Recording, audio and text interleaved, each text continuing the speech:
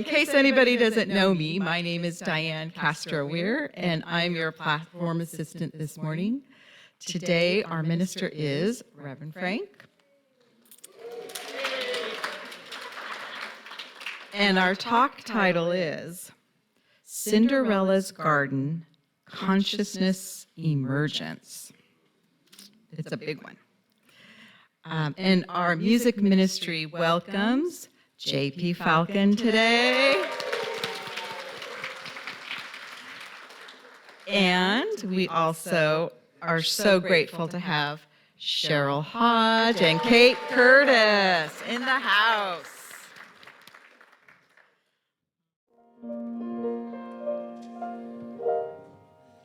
God, prepare me to be a sanctuary, pure and holy, tried and true. With thanksgiving, I'll be a living sanctuary for you. God, prepare me to be a sanctuary, pure and holy, tried and true. With thanksgiving, I'll be a living sanctuary for you.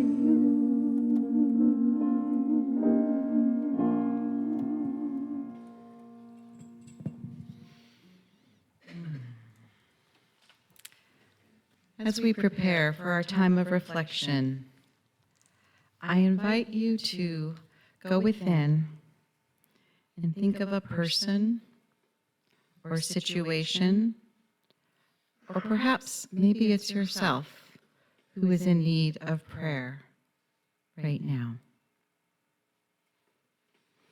And if you'd like, you can speak that name out loud or hold it in your heart.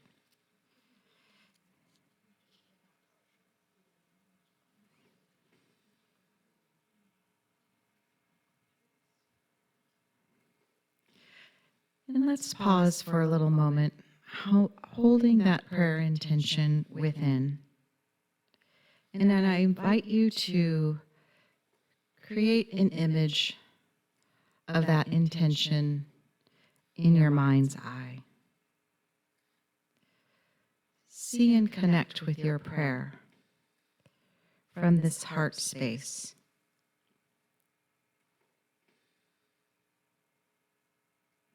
What is needed or would be welcomed in this situation? What would be beneficial?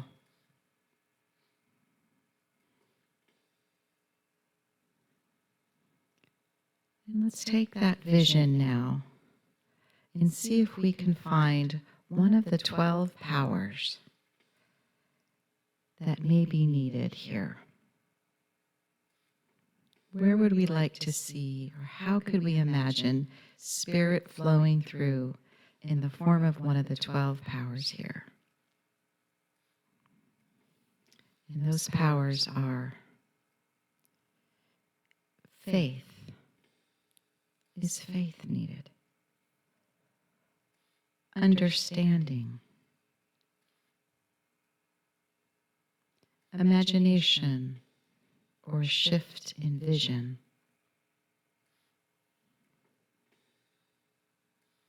An increase in will. More zeal. Power, strength. Love and connection.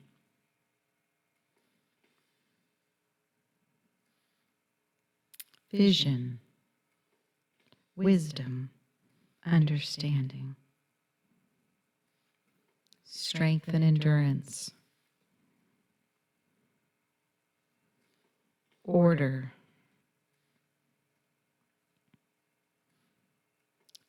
release or cleansing, life, vitality.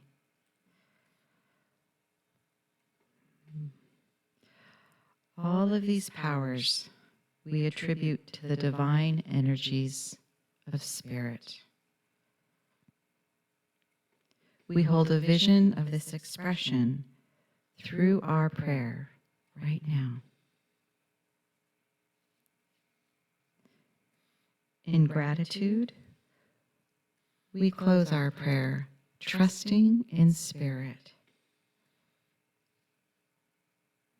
always pulling towards the good, holding us and ever present. And so it is. We're going to read the daily word that will have a message for you today. And the word is awaken. And the affirmation is, I awaken to the divine possibilities within and all around me. Let's say that together. I awaken to the divine possibilities within and all around me. At times, my spirituality can feel separate from daily life, making it easy to lose touch with divine nature. Yet even a small shift in my thinking can create big effects, helping me awaken my true identity as a spiritual being. The more time I devote to my spiritual practices, the more I can recognize God in every person and situation.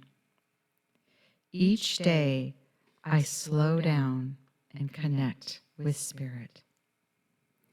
In the silence, I commune with Spirit and awaken divine presence within and the power of all of my gifts.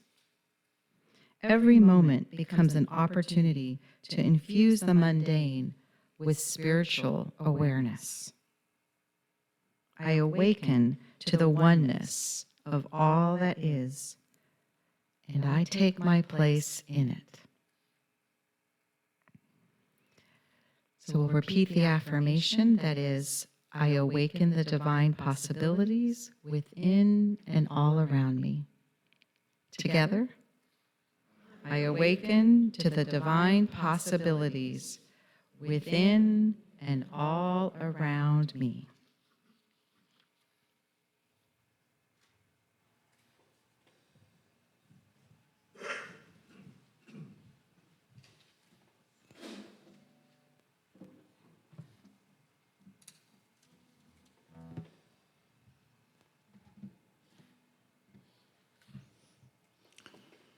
Good morning.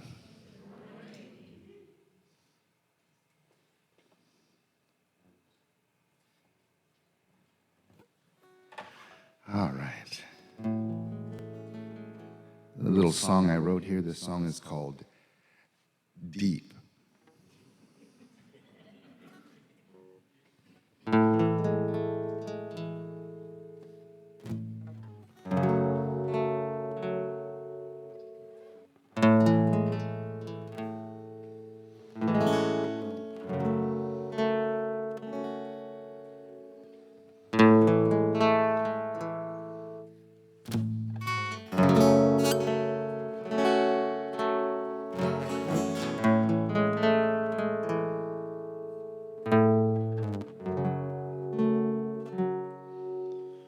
Something deep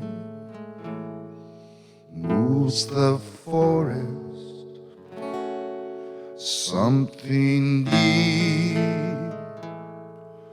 moves the tree. Something deep moves like water.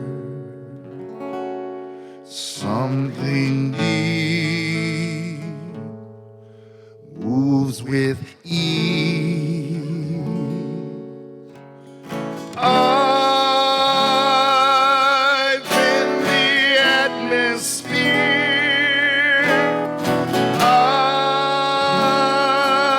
I've been far and near.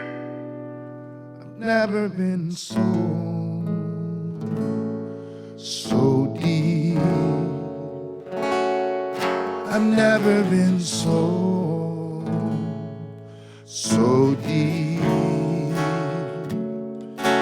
Heard your name whispered in the winter. Heard your name on the breeze. It brought me down to this ocean. It brought me down to my knees. I've been the atmosphere.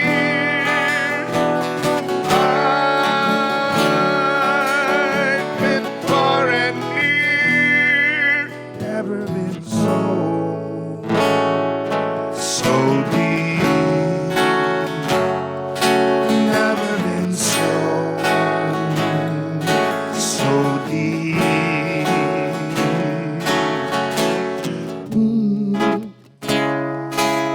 I'm like water poured from ancient prayers and melodies. I move like water, and you set me free. Set me free. Set me free. It was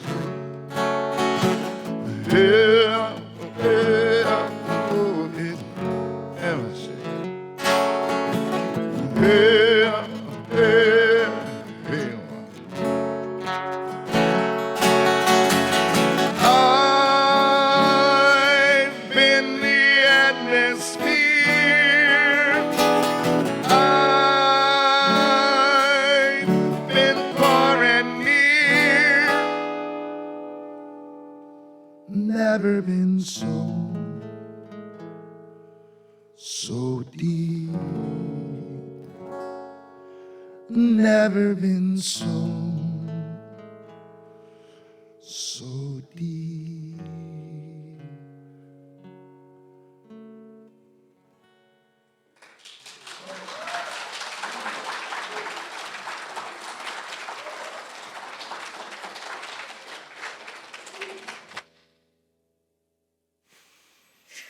Yeah, let's start there.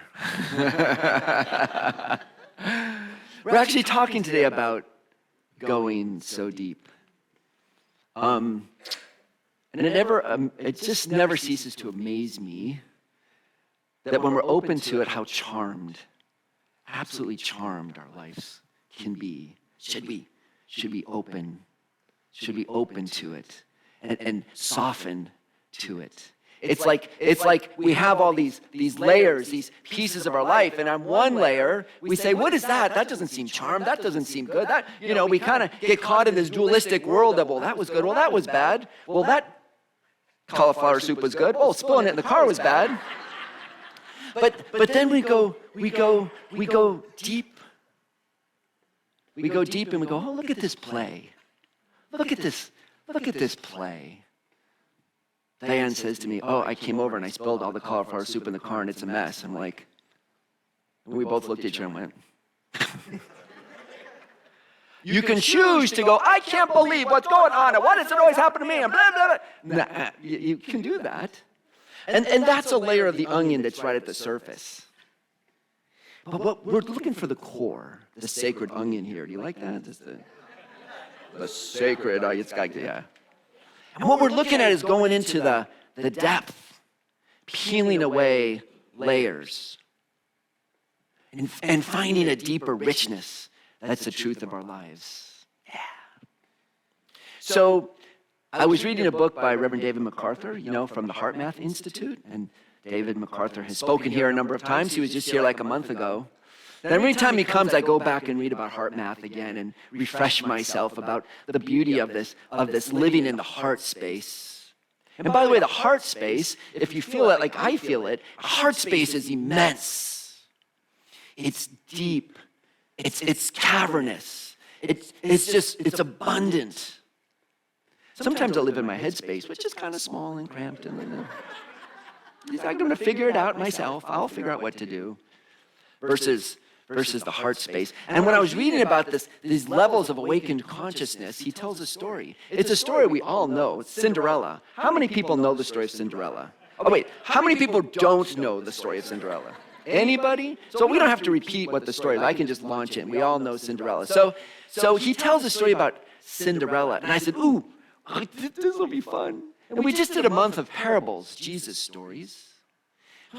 But we have these stories that are enriched in our consciousness from our culture, like Cinderella. So I went back to the Disney station, and I pulled out the 1950s version, got 5 minutes into it, and went, this is the most awful, god-awful movie I've ever seen in my life. I couldn't do it. I was like, oh my God, what they're saying, on the outer levels of the onion, what it seems to be saying is just so not 2024. So here's the deal, women. Be docile, smile, look beautiful even when you're sitting in the ashes. If someone's mean to you, just say, yes, I'll take it. Be mean to me, no problem, because I'm good, and I'll smile, and I'll be okay. But don't worry, because someday some guy is going to come along and whisk me off my feet, and he'll take care of me. Easy formula, right? Really? That was one of the best movies of 1950, by the way. It was up for Academy Awards. We've come a long way, man. But I don't want to discard it. I don't want to discard it fully. It's interesting, this story of Cinderella. They trace it back. I was reading some literature. I just had so much fun. Did a deep dive on Cinderella. And you can. It's all there. I read someone's thesis, master's thesis, where they talked about this formula. And it's not only Cinderella, it's Beauty and the Beast, and it's Snow White, and it's all these others. That on the outside of it all, what it seems to say about the role of men and women in the relationship together, it's like emotional maturity. What's emotions? Snow White. The prince comes up. She's laying in a coffin. She's like knocked out. He's like, I'm in love. It's like, do you want to talk to her first before we're like in love? You want to at least get to know her a little bit, maybe have a relationship. But she looked great. She's dead, but she looked great. Yeah, like what is going on? But these stories go back. You can go back. Apparently, the literature shows you go back into Persia, into ancient India, into China, into all the countries across the globe, and you will find some remnant of this Cinderella story. A maiden loses her sandal, an eagle steals it and flies to the temple and drops it, and the king picks up the sandal and goes, I gotta find this woman, that's my wife, and searches the world, with the sandal. These stories played out over and over, and Disney found it and brought the book and brought it to this motion picture, and it was just so popular. It's interesting. But it was in the like 1800s or late 1700s and 1800s, these stories stopped being in the oral tradition, and we started writing them down, which in some ways froze them a little bit. But still they evolve. Still culture evolves. And I was so frustrated. I'm reading all this stuff, and I wanted to watch the movie, and I'm like trying to get a handle on this Cinderella thing, and so I said, yeah, I need to run an errand. I had to go to Costco. And so it's Saturday morning, I'm going to Costco, and I walk in. Do you know in Costco, when you first walk in, they're selling TVs, right? All the TVs. So I grab the basket, and I walk. I say this all the time. You wouldn't believe that this happened. I tell you, it's a charmed world. consciousness invites us to go to new layers, levels of consciousness that we can barely imagine. But things break open. We just open our eyes and we go, what? Whoa! And we see the child. So I walk into Costco. There's a bank of TVs on there. I walk in, and what is playing on the TV? Cinderella.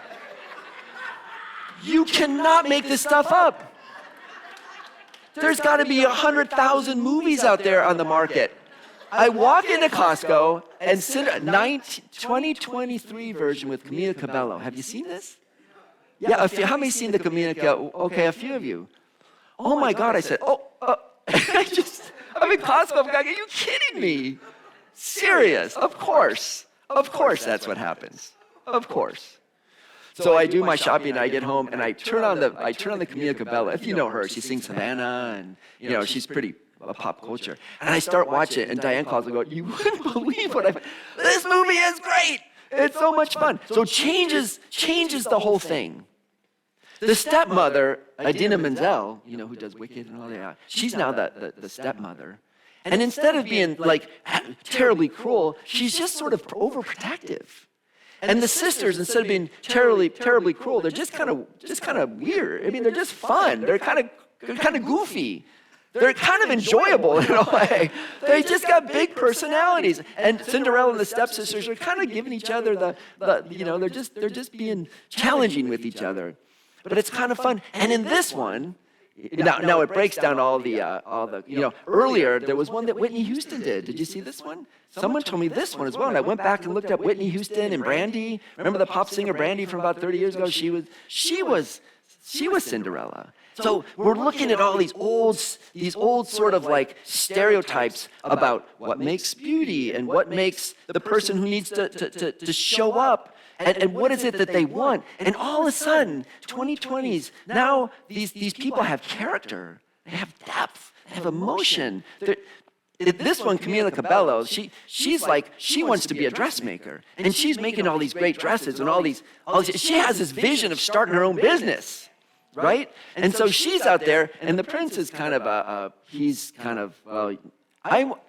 it was fun. I won't give it away. I'll encourage you to see it. But the formula doesn't play out exactly the same way because the outer layers make sense. But what's really interesting to me is what is the inner layer? Go deeper. Like what's deep down inside of the story that it's been around for hundreds, maybe thousands of years. Here's the thing. Cinderella is in metaphysics, when we read scriptures metaphysically, there's a lot of ways to read it. But in metaphysics, when we look at a story in scripture, who are all the characters? They're all us. The wicked stepmother, the stepsisters, who are they? They're the voices in our own heads. You're not good enough. You'll never make it. Who do you think you are? What? You think you have goals? No, your job is to be the cleaner. It's to take care of things. You'll never make anything of yourself. We're going to go to the ball. You don't deserve it. Voices in our heads, right? If we let them. And Joseph Campbell, the story, the power of myth, or Vogler's book, The Writer's Journey, we've talked a lot about the power of myth and these archetypes. It always happens on the hero's journey. There's the ordinary world where things aren't going so well, and all of a sudden, knock, knock, knock. The adventure calls. An invitation comes to the ball. The adventure knocks. There's something different.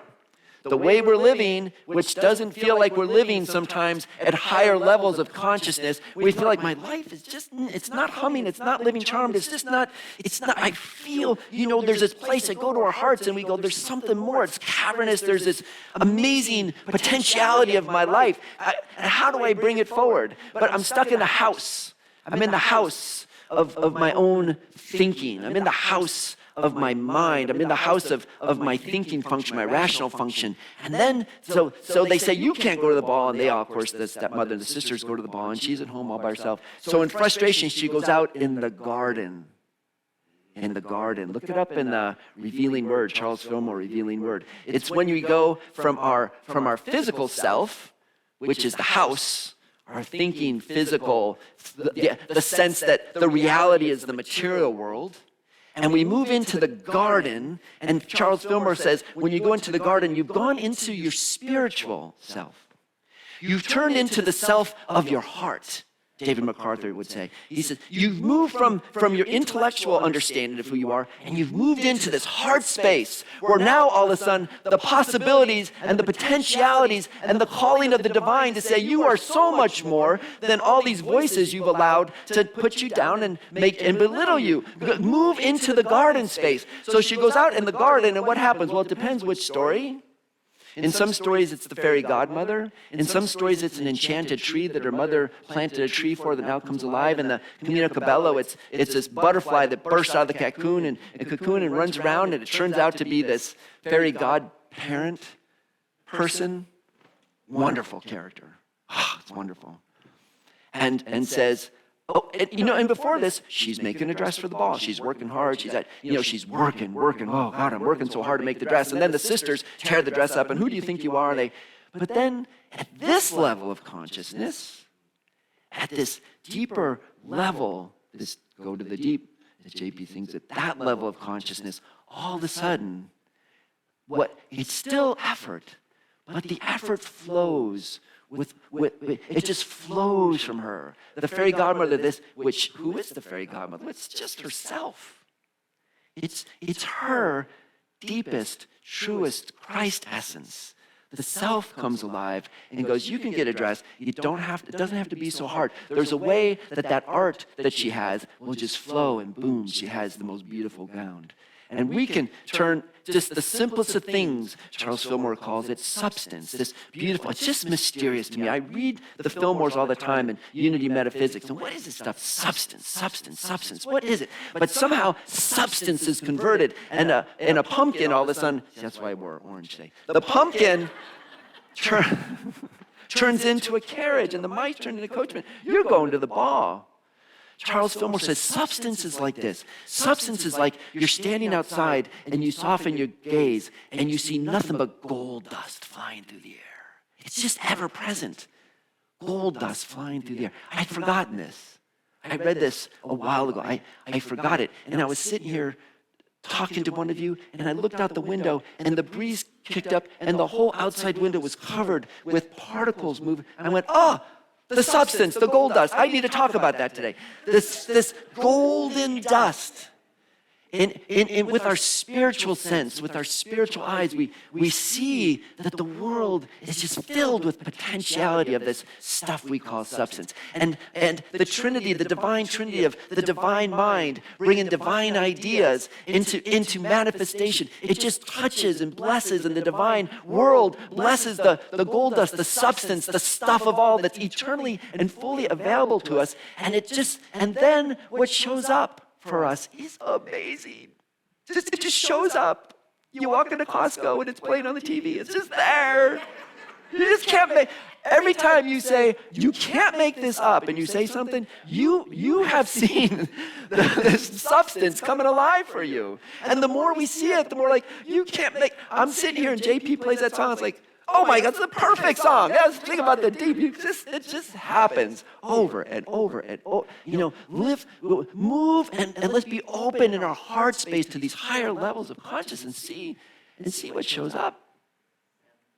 Now, to be fair, still, when I look at the Cinderella story, and we go to this deeper metaphysical meaning, which it doesn't matter which version you look at. That's the cool thing. It doesn't matter which version. That underlining, there's living at the ordinary levels of consciousness, which seems like a lot of work and just doesn't seem to work out, or maybe it works out, but man, that was a lot of work to get from here to there. It's when we're figuring out our life in our head.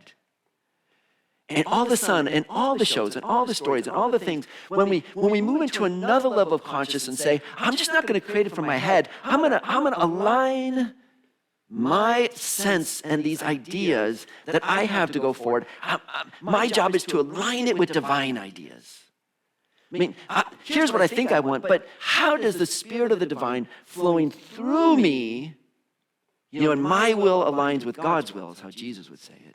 Not my will. I want to align with the divine will moving through me. And that's where the power is. That's where the depth is. That's where the juice is. That's where the fun is. That's when we see the gold dust and it just charms. It charmingly turns into what we need in every stage. And we see this. And then the soup spills in the car and you go, okay. On this level of consciousness, I could stamp my feet and get all mad and blah, blah, But there's a level where you go, what's interesting? What's that about? Soup car. I know what I'm going to get for Dyann for Mother's Day. An auto detail. It's obvious. Surprise, babe. You know what you're getting. Which it probably needed anyhow. I mean, we move into these layers of consciousness where all of a sudden right and wrong's okay. You play the game if you want. Good and bad, yeah, go do that. It's low consciousness. It makes you feel like you're walking like this. What's right? What's wrong? What's good and bad? They did me wrong. It's victimhood. And what's the opposite of being a victim? It's being the victor. Neither of them are all that good. I mean, see, I won, I lost. I won, now I won, now I lost, now I won. Low levels of consciousness. What if we get beyond victim-victor, right and wrong, good and bad?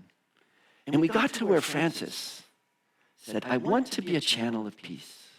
That's it.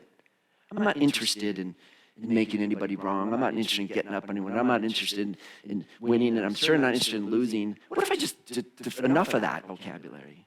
I want to be a channel of peace. That's what I want. I want to see if there's hatred in us. I want to be love.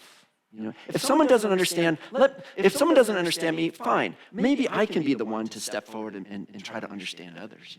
Where there's sadness, well, instead of getting there's sadness, I'll just be joy. This level of consciousness doesn't know about sadness and happy and sadness happy. It just knows joy. And in that place of joy, sometimes there is sadness and sometimes there's happiness. But happiness is not joy. Joy is in the depth. And even in tragedy, even in grief.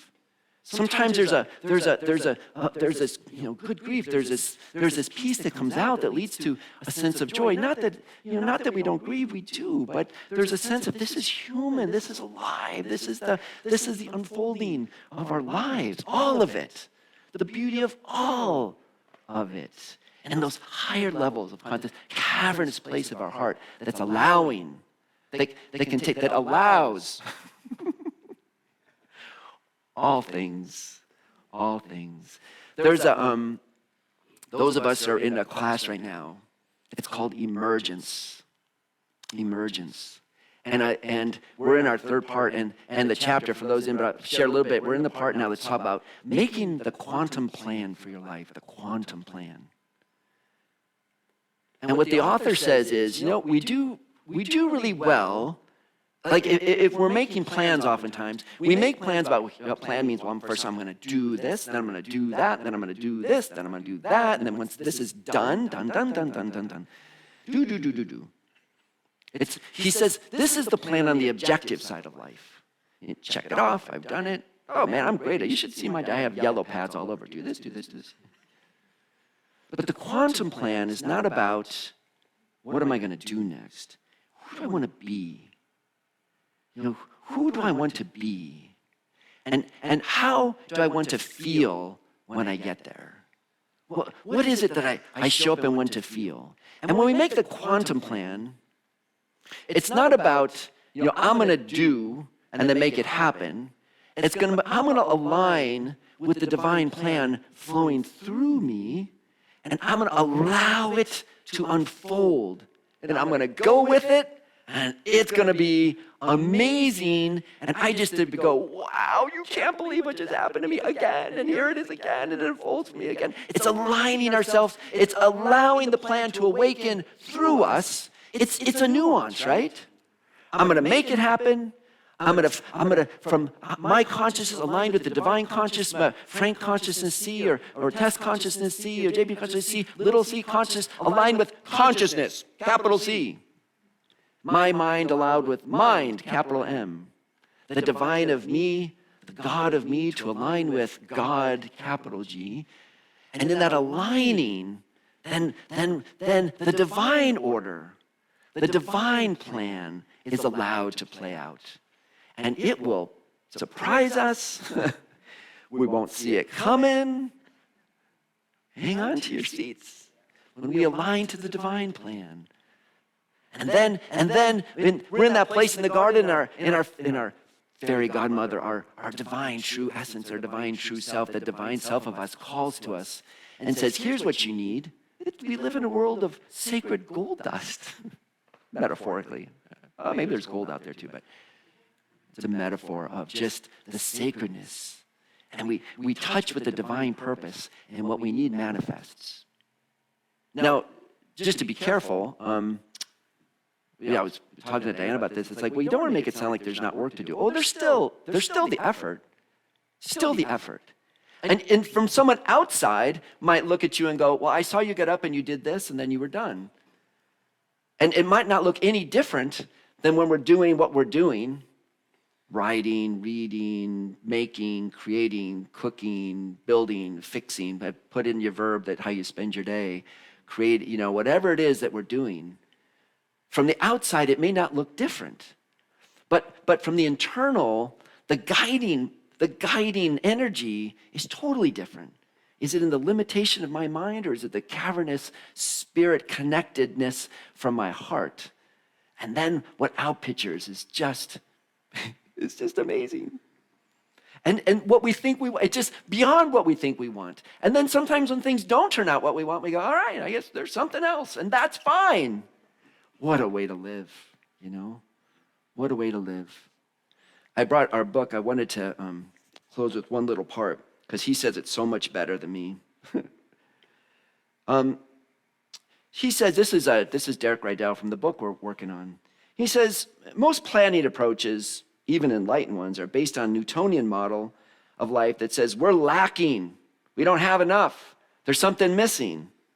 And then we have to create plans to undo in order to make something happen. The emergence model that we're talking about, what's allowing it to emerge through us?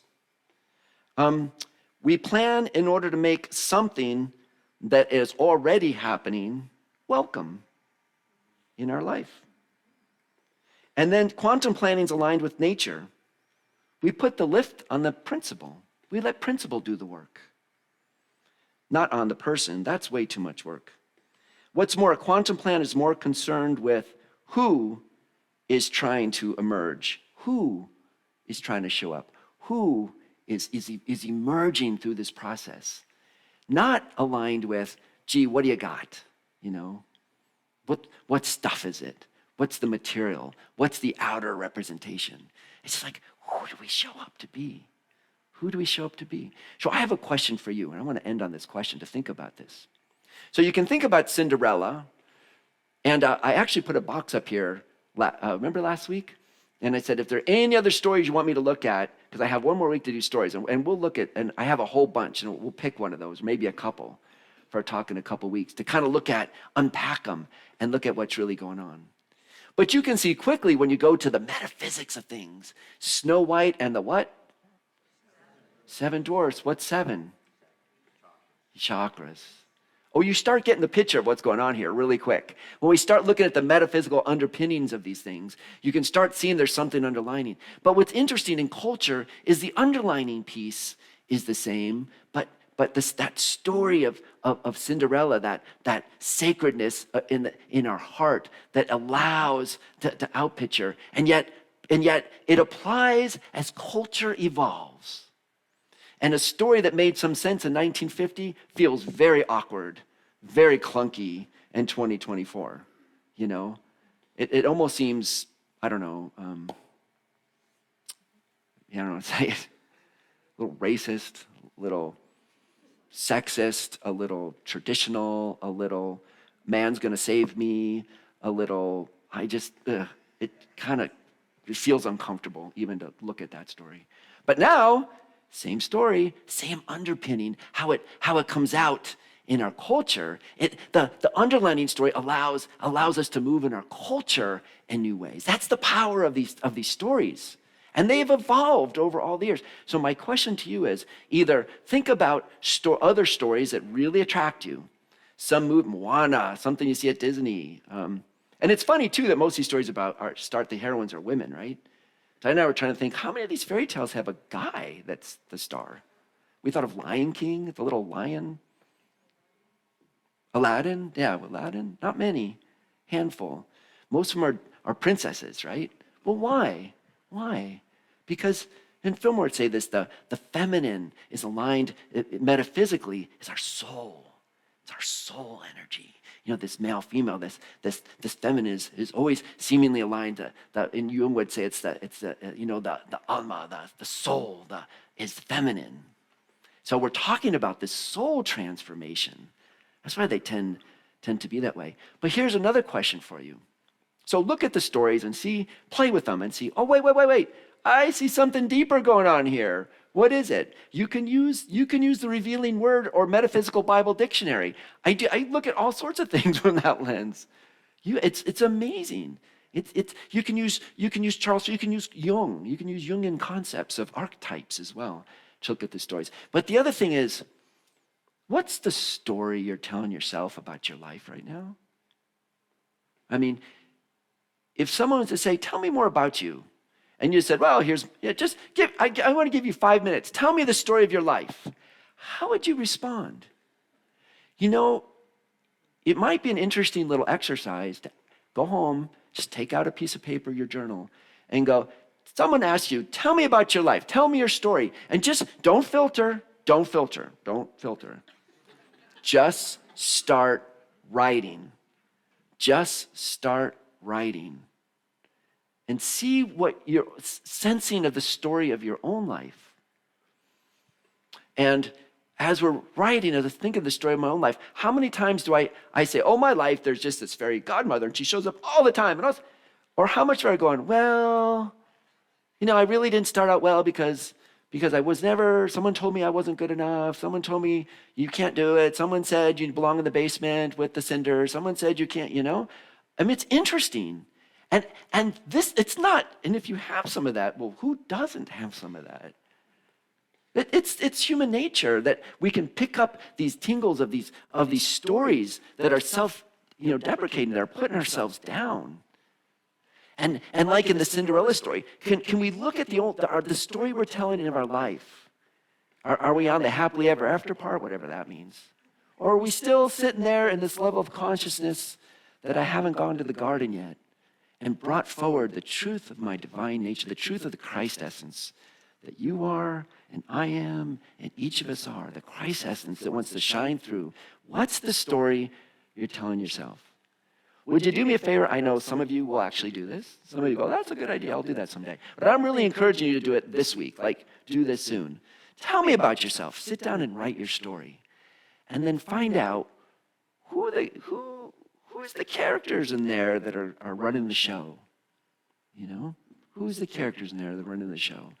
And if you find some wicked stepsister energy, wicked stepmother energy, whatever it is, that's really affecting you, invite in. You could do this in a prayer. I now invite in the sacred essence, the fairy godmotherness, the divine Christ nature of who I am, to step in now and tell me, and with the magic wand, just to bless me and to tell me the truth of who I really am. I deserve to be at the ball. You deserve to be at the ball. You deserve to be in the hall of the king, or in other words, the realm of God, the kingdom of God. What's the ball? It's the ball of the king. What is that? It's the kingdom of God.